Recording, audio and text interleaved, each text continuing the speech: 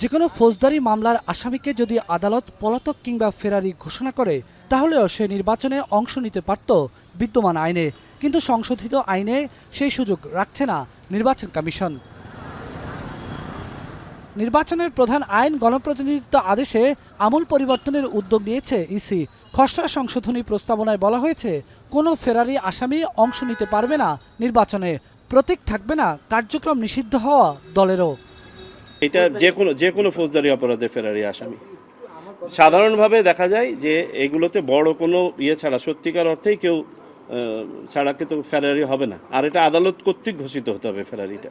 Already এগুলো নিয়ে আমরা বুধবার ইসি সচিবালয়ে কমিশনার আবুল ফজল মোহাম্মদ সানাউল্লাহ আরও জানান, ভোট কেন্দ্রে এখন থেকে সর্বেসর্বা প্রিজাইডিং অফিসার। তিনি চাইলে নিজ সিদ্ধান্তেই কেন্দ্রের ভোট বন্ধ করতে পারবেন, আর পুরো আসনের ভোট বন্ধ করতে পারবেন রিটার্নিং কর্মকর্তা।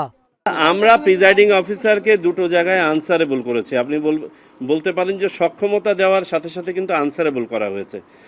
হতো কি, প্রিজাইডিং অফিসার বলটা অন্যের কোর্টে পাস করতে পারতো, আমি তো না, জি না, প্রিজাইডিং অফিসারকে দায়িত্ব নিয়ে কাজ করতে হবে। একজন প্রার্থী ভোটার প্রতি সর্বোচ্চ 10 টাকা কিংবা আসন প্রতি সর্বোচ্চ 25 লাখ টাকা খরচ করতে পারবেন নির্বাচনী ব্যয় হিসেবে।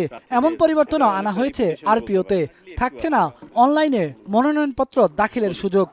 অনলাইনে বাংলাদেশে নির্বাচন হতো শুধুমাত্র স্থানীয় সরকার নির্বাচনে অনলাইনে করা ছিল, জাতীয় নির্বাচনে ছিল না। এটা আমরা নতুন করে অ্যাড করব বলে ভেবেছিলাম, বাট এখন আমরা অ্যাড করছি না। ভবিষ্যতে হয়তো বা অ্যাড হতে পারে, আমরা দেখি আরেকটু অভিজ্ঞতা। অলরেডি এগুলো নিয়ে আমরা বলেছি। দুই প্রার্থীর ভোট সংখ্যা সমান হয়ে গেলে লটারি নয়, পুনরায় ভোট হবে।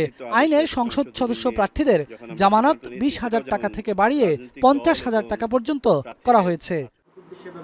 এছাড়া আইনশৃঙ্খলা বাহিনীর সংজ্ঞায় যুক্ত করা হয়েছে সেনা, নৌ ও বিমান বাহিনীকে। অন্যদিকে জেলা প্রশাসক নয়, ভোট কেন্দ্রের তালিকা করবেন জেলা নির্বাচন অফিসার।